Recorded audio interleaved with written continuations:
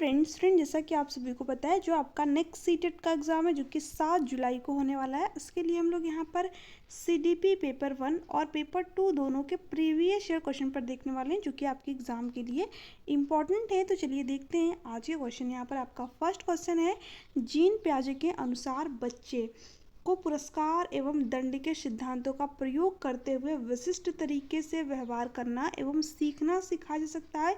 देखिए जो जीन पियाजे ये कभी भी बच्चे को पुरस्कार और दंड देने की बात नहीं करेंगे, क्योंकि ये क्या कहते हैं कि जो बच्चा होता है अपने ज्ञान का निर्माण स्वयं करता है। ठीक है, बच्चा क्या होता है, ज्ञान का एक्टिव कंस्ट्रक्टिविज्म होता है, यानी ज्ञान का सक्रिय निर्माण करता होता है। ठीक है, जो जीन पियाजे बच्चे को क्या कहते हैं, लिटिल साइंटिस्ट कहते हैं, नन्हा वैज्ञानिक कहते हैं। ठीक है, तो ये ऑप्शन आपका नहीं होगा। वैसे भी बच्चों को पुरस्कार एवं दंड नहीं देना चाहिए, क्योंकि या तो बच्चा फिर पुरस्कार पाने के लिए चीज़ों को करता है या तो फिर दंड से बचने के लिए किसी कार्य को करता है। ठीक है, तो फर्स्ट ऑप्शन नहीं होगा। ज्ञान को सक्रिय रूप से संरक्षित करते हैं, जैसे जैसे दुनिया में व्यवहार कौशल का प्रयोग करते हैं तथा अन्वेषण करते हैं। बिल्कुल सही बात है, यही बात जो है जीन पियाजे कहते हैं। बच्चा क्या करता है, अन्वेषण करता है, खोज करता है, अपने ज्ञान का निर्माण स्वयं करता है। तो ऑप्शन नंबर सेकंड आपका यहाँ पर करेक्ट है। नेक्स्ट क्या दे रखा था, प्रेक्षणात्मक अधिगम की प्रक्रिया का अनुसरण करते हुए दूसरों का अवलोकन करके सीखते हैं। देखिए दूसरों का अवलोकन यानी नकल करके बच्चा सीखता है, इसकी बात जो है जीन पियाजे नहीं करते हैं। तो ये ऑप्शन नहीं होगा आपका यहाँ पर। को उद्दीपक अनुक्रिया, देखिए उद्दीपक अनुक्रिया की बात कौन करता है, थॉर्नडाइक करते हैं। ठीक है, जो व्यवहारवाद से संबंध रखते हैं वो लोग करते हैं। तो ये ऑप्शन भी आपका नहीं होगा। यहाँ पर सेकंड ऑप्शन जो है करेक्ट आंसर हो जाएगा। नेक्स्ट क्वेश्चन है, यहाँ पर क्वेश्चन क्या दे रखा है, निम्नलिखित में से कौन सी युक्ति अधिगम निःशक्तता वाले विद्यार्थियों के समावेशन के सफल क्रियान्वयन हेतु प्रभावशाली है। ठीक है, ऑप्शन क्या दे रखा है, विषय वस्तु के प्रस्तुतिकरण के लिए बहुविध साधनों का प्रयोग करना। बिल्कुल सही बात है। ठीक है, अगर बच्चा अधिगम निःशक्तता जो है महसूस कर रहा है, तो ऐसे में क्या करना चाहिए, जो टीचिंग मेथड है, जो शिक्षण विधियाँ, उसको कई तरीके से प्रस्तुत करनी चाहिए ताकि बच्चा जो है चीज़ों में इंटरेस्ट ले, रुचि ले। तो ये बात बिल्कुल सही है। ठीक है, विद्यार्थियों की आवश्यकता के अनुसार व्यक्तिगत शैक्षिक योजना को समुन्नत करना, ये भी बात सही है। ठीक है, जैसी बच्चे की ज़रूरत है उसके अकॉर्डिंग उसको चीज़ें प्रोवाइड करें। ठीक है, बच्चे की जो आवश्यकता है, जो नीड है, उसके अकॉर्डिंग हम उसको चीज़ें प्रोवाइड करें, यानी बच्चे को एज पर नीड एजुकेशन दे। इसकी बात कौन करता है, आपकी इंक्लूसिव एजुकेशन करती है। तो ये भी बात सही है। ठीक है, अब देखिए सी क्या दे रखा है, प्रक्रिया उन्मुख अधिगम के बजाय उत्पाद उन्मुख लक्ष्य को बढ़ावा देना। ये बात आपके यहाँ पर गलत दे रखी है, यानी सिर्फ जो है हम बच्चे ने कितने अंक प्राप्त किए, ठीक है, इस पर फोकस करना, यानी उत्पाद उन्मुख लक्ष्य को बढ़ावा देना। ये ऑप्शन तो आपका नहीं होगा। ठीक है, हमें बच्चे के सीखने पर फोकस करना है। अगर बच्चा चीज़ों को अच्छी तरीके से सीख पाएगा तो अंक तो अपने आप ही आ जाएंगे। ठीक है, तो सी आपका यहाँ पर नहीं होगा। ठीक है, तो देखिए सी इसमें भी दे रखा है, इसमें भी दे रखा है। ठीक है, और ए और बी तो आपका राइट था, बट हम डी को भी चेक कर लेते हैं।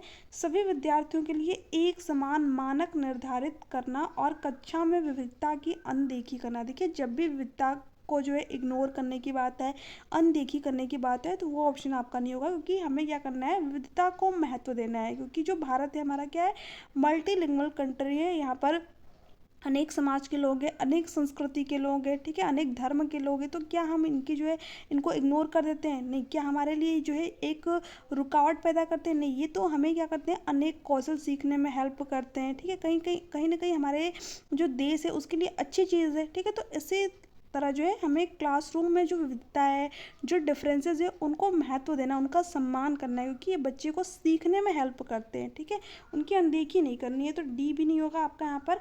ठीक है, तो यहाँ पर क्या हो जाएगा, ए और बी आपका राइट आंसर हो जाएगा, क्योंकि ए भी सही था और बी भी सही था। तो थर्ड ऑप्शन में दे रखा है।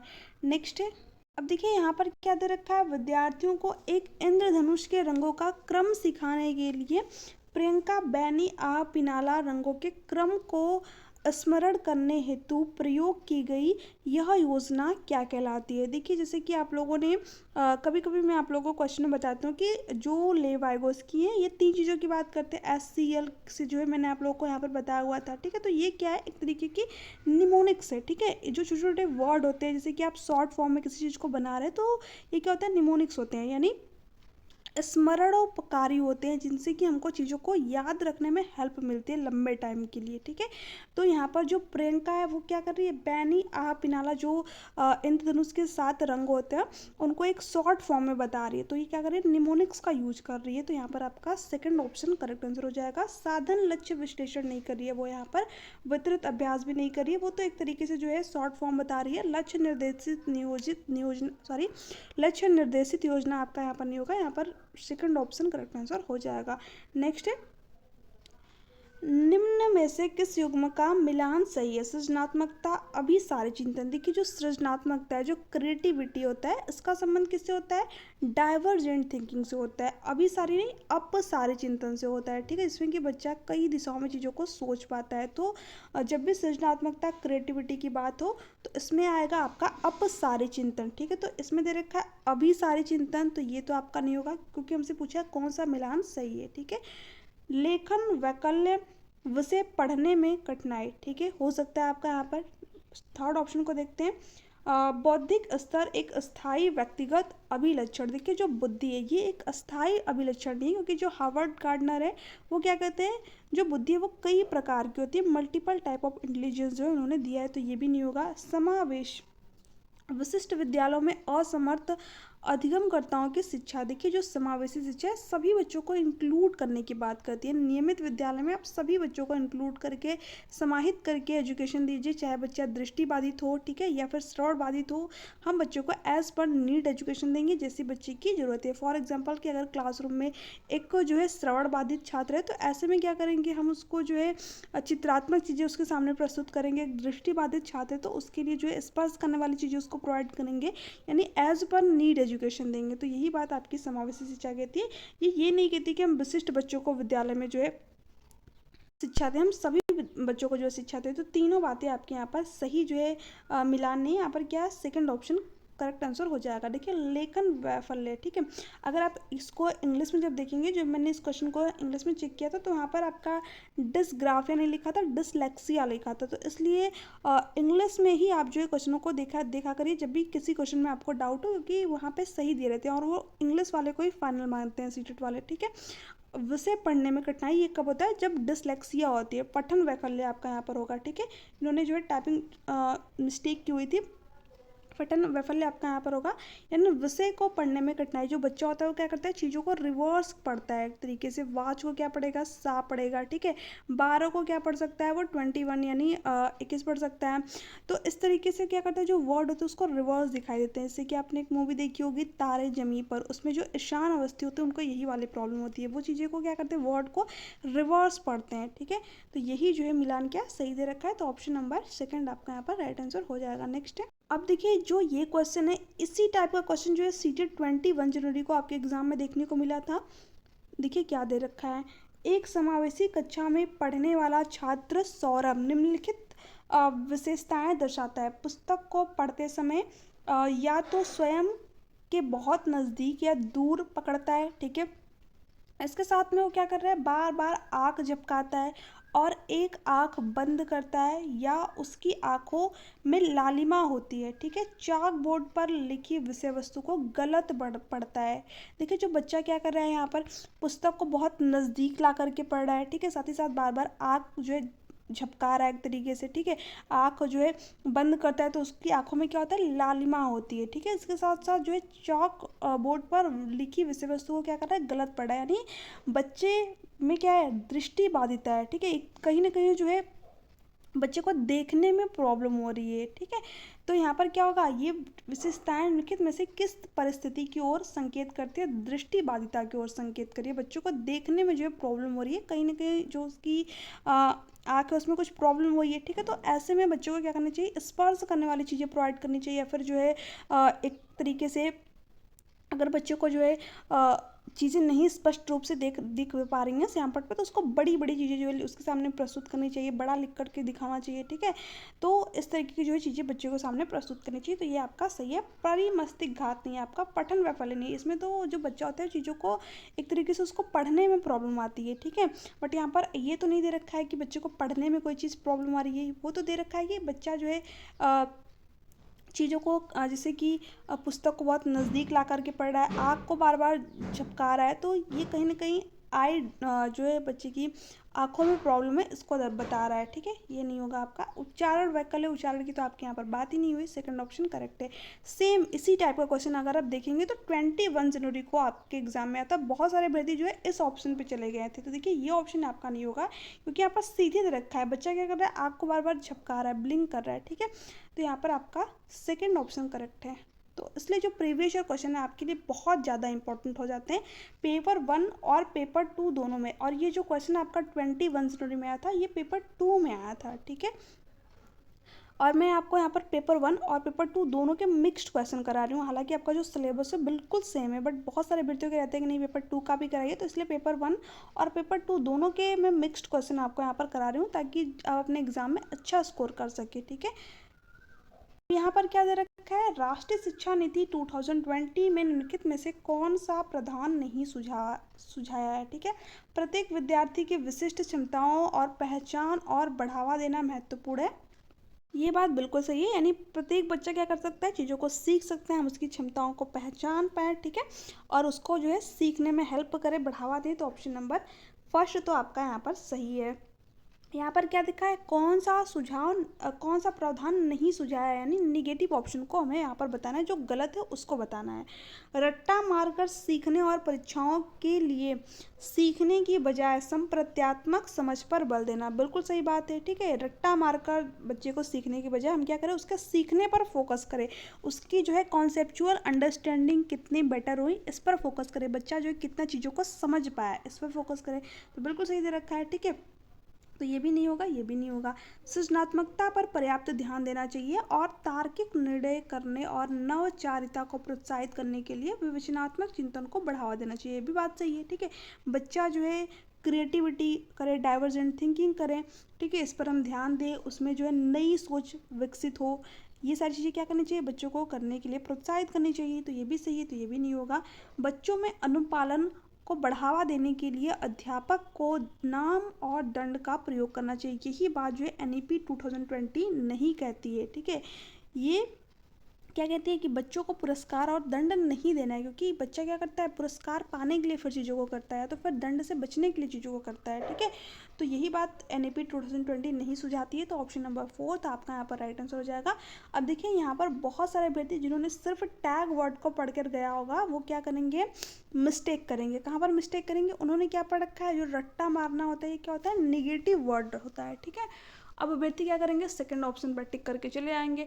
इसलिए मैं आप लोगों को बार बार बोलती हूँ कि टैग वर्ड का यूज़ आप तभी करिए जब आपने प्रीवियस ईयर क्वेश्चन पेपर को सॉल्व किया हो, उसको समझा हो, क्योंकि ऐसे में बहुत ज़्यादा जो है मिस्टेक आपसे हो जाएंगी कि सिर्फ अगर आप टैग वर्ड को पढ़ के चले गए अपने एग्जाम में। ठीक है, कि टैग वर्ड से एग्जाम क्वालिफाई हो जाएगा, तो देखिए टैग वर्ड से एग्जाम क्वालिफाई नहीं होगा, कुछ क्वेश्चन में आपको हेल्प मिल सकती है, बट अगर आपने PYQ को सॉल्व किया हुआ है अच्छी तरीके से, तो टैग वर्ड आपके एग्जाम में बहुत बहुत ज़्यादा हेल्प करेंगे। ठीक है, देखिए यहाँ पर क्या है, रट्टा मारकर सीखने और परीक्षाओं के लिए सीखने की बजाय दे रखा है। ठीक है, यानी इसके अलावा।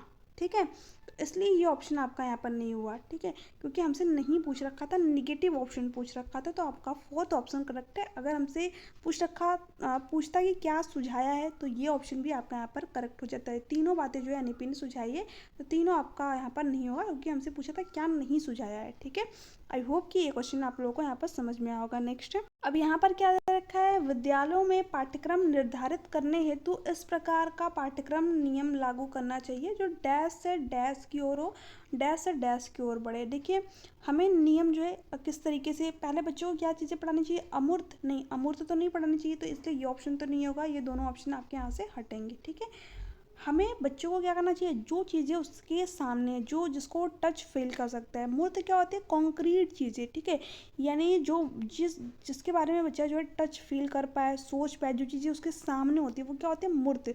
तो हमें इन्हीं चीज़ों से रिलेट करके जो है बच्चों को पढ़ाना चाहिए, पाठ्यक्रम नियम लागू करना चाहिए जो बच्चे, ठीक है, जो मूर्त रूप से अमूर्त की ओर चले, यानी मूर्त से पहले जिन चीज़ों के बारे में बच्चा जानता है पहले उसके बारे में उसको बताए, फिर बाद में जिन चीज़ों के बारे में नहीं जानता है उससे रिलेट करके चीज़ों को बताए। ठीक है, यानी मूर्त से अमूर्त की ओर चले, तो ये दोनों में सही दे रखा है। ठीक है, मूर्त से अमूर्त। उसके अंदर क्या दे रखा है, डैश से डैश की ओर बढ़े, यानी वैश्विक से स्थानिक की ओर नहीं, स्थानिक से वैश्विक की ओर, यानी जो चीज़ें बच्चा जानता है, जो उसके जो है परिवेश में है, उससे रिलेट करके हम उसको दुनिया की चीज़ें बताएं। ठीक है, तो थर्ड ऑप्शन आपका करेक्ट है, मूर्त से अमूर्त और स्थानिक से वैश्विक। ठीक है, तो यहाँ पर थर्ड ऑप्शन आपका करेक्ट आंसर हो जाएगा। नेक्स्ट है आपका, अब यहाँ पर क्या दे रखा है, बच्चों के चिंतन में संप्रत्यात्मक बदलाव को किस प्रकार प्रोत्साहित किया जा सकता है।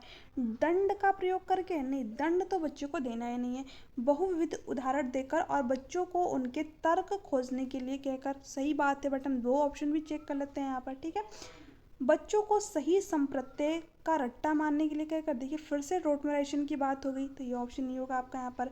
बारंबार वेदन और अभ्यास, वेदन ठीक है, यानी ड्रिल, प्रैक्टिस करना, अभ्यास करना, ये क्या होता है आपका निगेटिव होता है, तो ये भी नहीं होगा। ठीक है, बच्चे के सीखने पर फोकस करना, चीज़ों को रटने पर नहीं। यहाँ पर सेकंड ऑप्शन करेक्ट है, विभिन्न उदाहरण देकर और बच्चों को उनके तर्क खोजने के लिए कहकर, यानी कि बच्चा क्या करे, तर्क करे, लॉजिक लगाए, खुद चीज़ों को सीखे, तो ऑप्शन नंबर सेकंड आपका करेक्ट हो जाएगा यहाँ पर।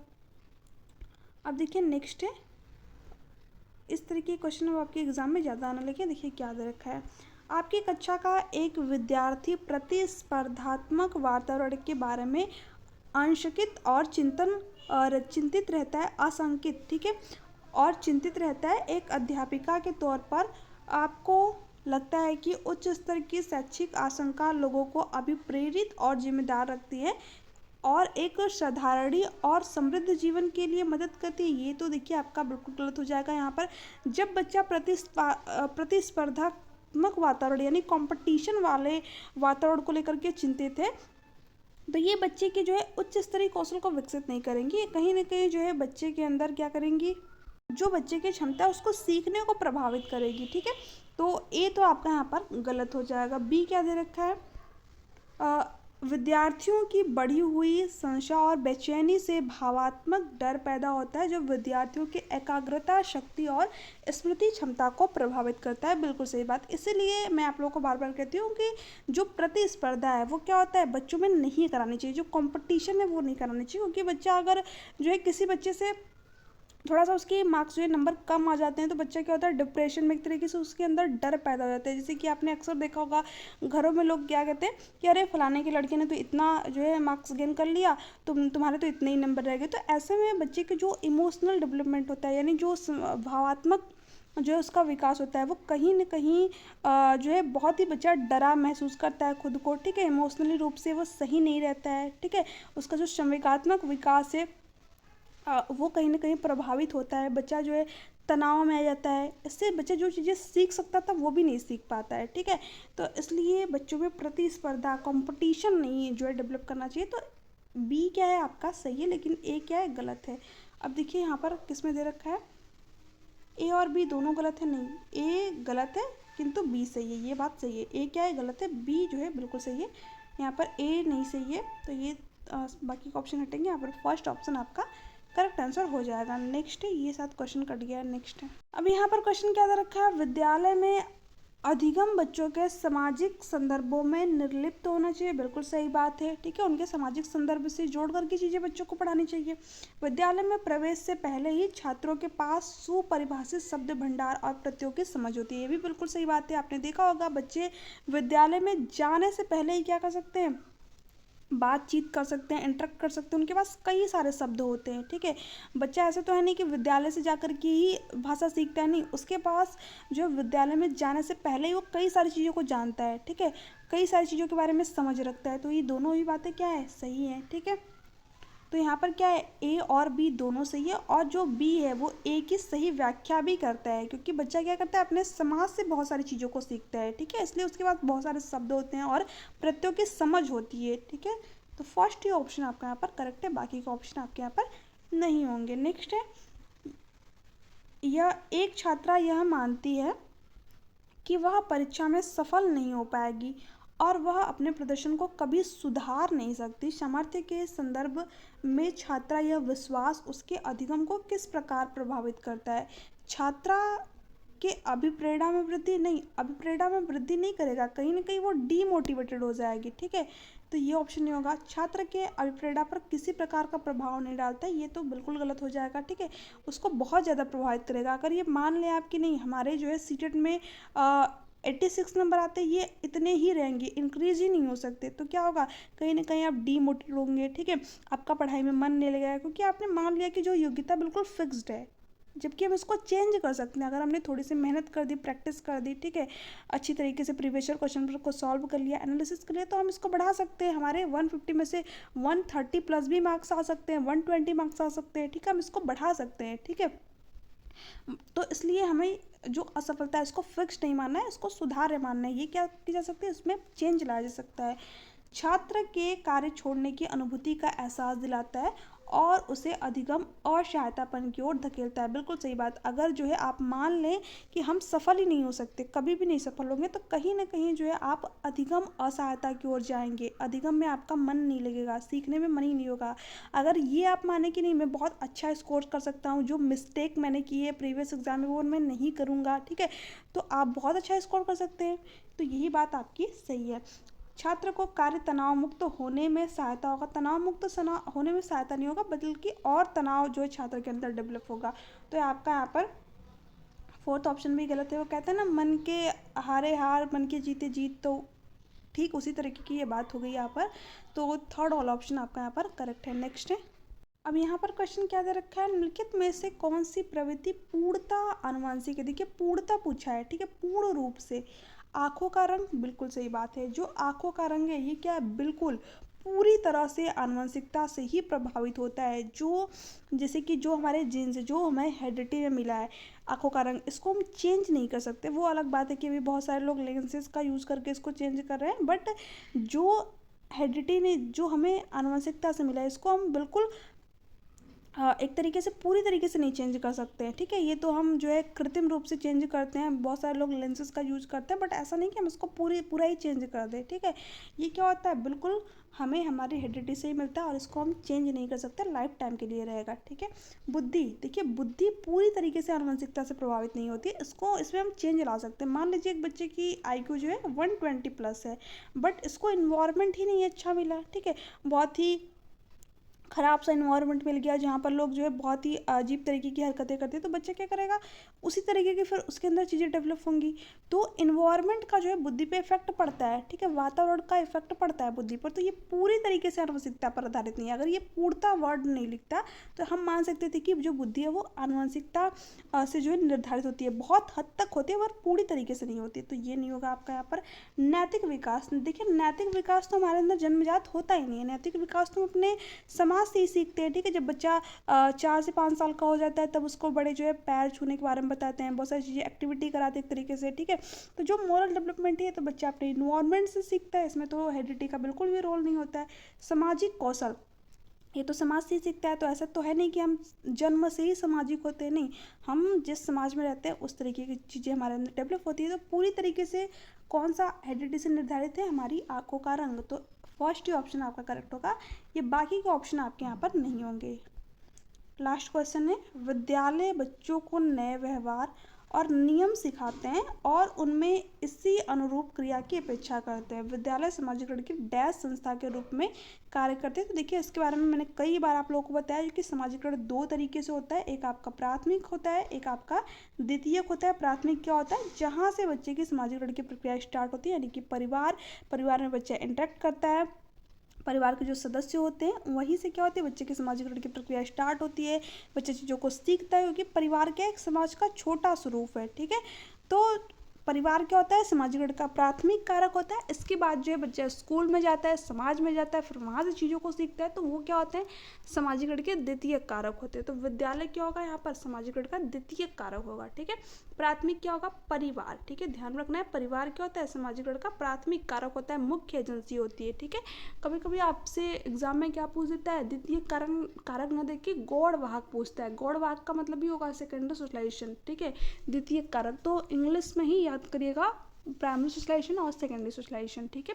तो प्राइमरी सोशलाइजेशन में हमेशा परिवार होगा आएगा, क्योंकि बच्चा यहीं से चीज़ों को सीखता है। ये नहीं होगा, ये नहीं होगा, क्योंकि इसकी बात यहाँ पर नहीं हो रही। तो फ्रेंड्स, ये थे कुछ क्वेश्चन कैसे लगे नीचे कमेंट सेक्शन में कमेंट करके जरूर बताइएगा। वीडियो अगर आपको अच्छी लग रही हो तो वीडियो को जरूर शेयर कर दीजिएगा, लाइक कर दीजिएगा और चैनल को सब्सक्राइब कर लीजिएगा। देखिए, इसका जो PDF है आप लोग को टेलीग्राम चैनल पर मिल जाएगा। तो जो है, इसके अलावा आपके कोई भी डाउट हो, कोई भी क्यूरी हो तो आप नीचे कमेंट सेक्शन में कमेंट करके पूछ सकते हैं। आई होप कि आप लोगों को आज का सेशन पसंद आया होगा। मैंने डिटेल में क्वेश्चन को एक्सप्लेन करने की पूरी कोशिश की है। फिर भी आपके कोई भी डाउट रह गए हो, कोई भी क्यूरीज रह गई हो, तो आप मुझे टेलीग्राम पर मैसेज कर सकते हैं या फिर नीचे कमेंट सेक्शन में कमेंट करके चीज़ों को पूछ सकते हैं। Thanks for watching. चलिए मिलते हैं आपसे नेक्स्ट वीडियो में, तब तक के लिए बाय बाय, टेक केयर।